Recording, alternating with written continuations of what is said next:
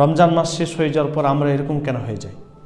আমরা রমজান মাসে 5 ওয়াক্তের নামাজ জামাতের সাথে পড়ি, কোরআন তেলাওয়াত করি, কিয়ামুল লাইল করি, আরও বিভিন্ন ধরনের ইবাদত করি, বাস রমজান শেষ, যেদিনে ঈদ শুরু নামাজ শেষ।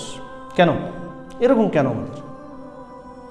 যখন আমরা ফজরের আগে উঠছিলাম, শুহুর করা হয়ে গেল, সঙ্গে সঙ্গে মসজিদে এসে ফজরের নামাজ পড়ছিলাম। এখন মসজিদের অবস্থা 5 জন 6 জন 10 জন 12 জন, প্রত্যেকটা মসজিদ আপনি যে কোনো জায়গায় যান একই অবস্থা। কেন আমরা নামাজ পড়ি না? রমজান মাসে আমরা ইবাদত করলাম, তো শুধুমাত্র কি রমজান মাসটা ইবাদতের মাস নাকি? বাকি 11টা মাস ইবাদতের মাস নয়, কোরআনের মাস নয়? আমরা রমজান মাসে ঠিক ইবাদত করছি, বাস রমজান মাস শেষ হচ্ছে আর ইবাদত করা বন্ধ করে দিচ্ছি, এরা তো মুমিনের বৈশিষ্ট্য নয়। কিভাবে আপনি মুমিন হতে পারবেন? কিভাবে আপনি আল্লাহ তাআলার প্রিয় বান্দা হতে পারবেন যে আপনি রমজান মাসে ইবাদত করছেন? তাহলে আপনি মুসলিম তো শুধুমাত্র রমজানই মুসলিম। অথচ উচিত ছিল আপনার আমার যে আপনি কি করব, রমজান মাসে ইবাদত করছি, এটা হচ্ছে একটা ট্রেনিংয়ের মাস, প্রশিক্ষণের মাস।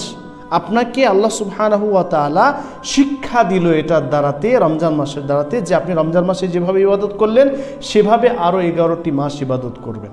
যেভাবে আপনি 5 ওয়াক্তের নামাজ পড়ছিলেন জামাতের সাথে মসজিদে এসে, সেভাবেই আপনি আরও 11টি মাস 5 ওয়াক্তের নামাজ জামাতের সাথে মসজিদে এসে পড়বেন।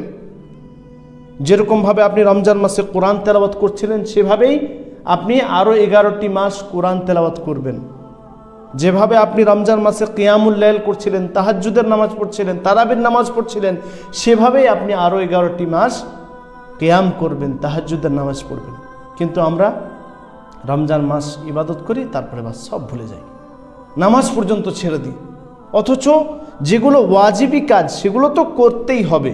বাকি যে সমস্ত সুন্নাত কাজ, নফল কাজ যেগুলো আমরা করছিলাম রমজান মাসে, সেগুলো আমরা কন্টিনিউ করার চেষ্টা করব। আমরা সকলেই জানি রাসূল সাল্লাল্লাহু আলাইহি ওয়াসাল্লাম তিনি কি বলেন, আহাব্বুল আমাল ইলাল্লাহ আদওয়ামুহা ওয়া ইন কাল্লা।